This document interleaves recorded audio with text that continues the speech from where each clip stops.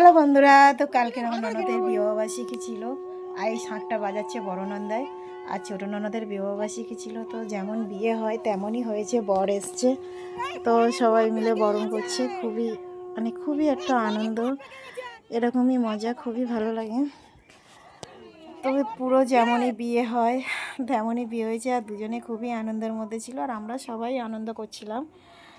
তো দেখো বন্ধুরা কেমন লাগছে ওদের, সবাই কমেন্ট করে বলবে। কিন্তু আমাদের তো খুবই ভালো লাগছে, আর সবাইকেই বলবো এরকমই আনন্দের মধ্যে থাকলে মনও ভালো থাকে আর সব কিছু ভালো থাকে, বলো। তো কালকে তো ভিডিওটা এডিট করতে পারিনি, সবাই মিলে খুবই আনন্দ করছিলাম। ওরা বসে মালা বদল করা থেকে কেক কাটা থেকে সব কিছু করেছে। তো তার মধ্যে দু একটা আমরাও ভিডিও করেছি। তো আর ছোটো ননদের কাঁধে যে ছিল ওটা আমার দেওরের ছেলে। তো সবাই মিলে খুবই আনন্দ হলো।